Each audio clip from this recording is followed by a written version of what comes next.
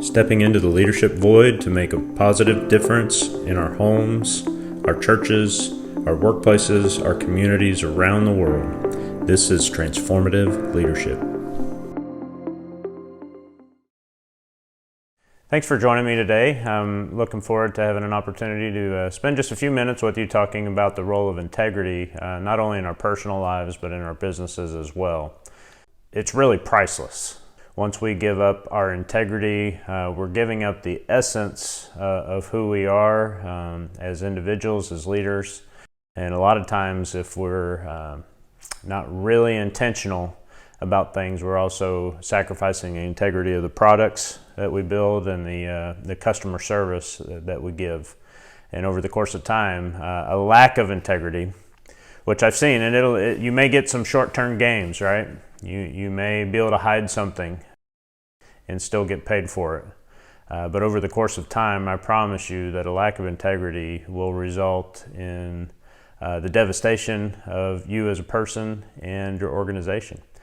So it's incredibly important to know where to situate integrity in our core values and to make sure that it holds a firm place there for ourselves and our organization.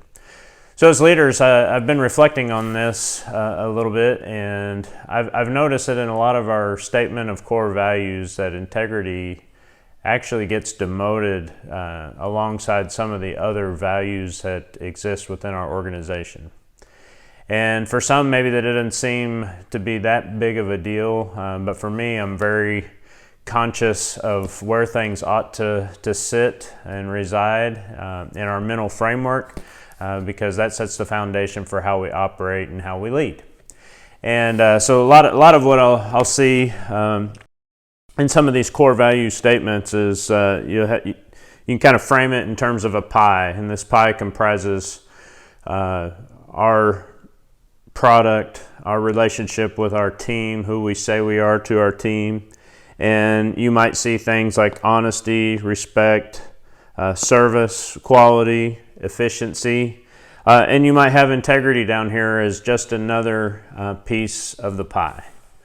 And I think as far as the mental framework is concerned, one of the things that bothers me about this is let's just say that I'm not as efficient as I should have been, and there's a break in one of my processes, and so the customer may not get things on time, or possibly not even at the cost that they should be getting them, depending on how that contract is structured.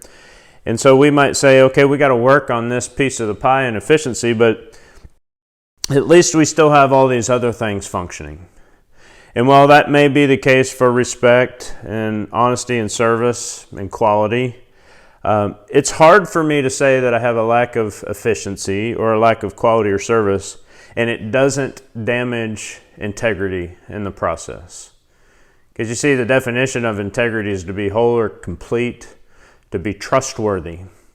And who we say we are is defined by all these other core values.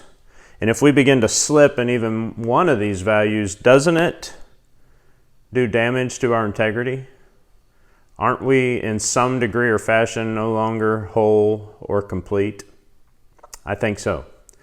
So I am advocating, and this is just a framework for us to maybe better understand our vision and the foundation that we are working from. I'm advocating that we take integrity out of this pie, so to speak, because in reality, the pie that we're cooking up is called integrity pie. It is everything that we are. So the encouragement today, very, very simple today. Let's elevate integrity to the top. It should be kind of the lead-in statement to our list of core values.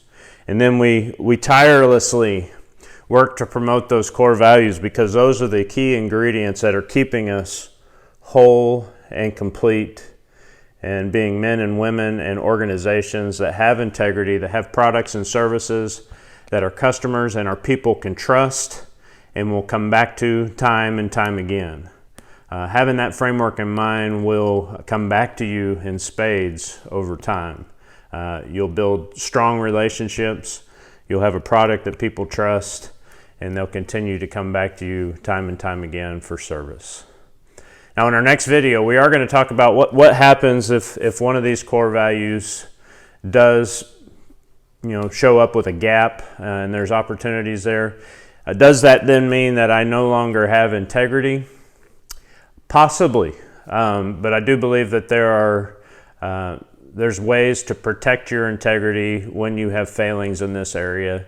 And that's what we'll be talking about in our next video. So I hope this has been encouraging to you. It's been helpful to you as a leader in your community, in your churches, in your homes, and in your workplace. And I hope as well that you'll join me on the next video, and we'll continue to dive into the importance of integrity and preserving it. Have a great day.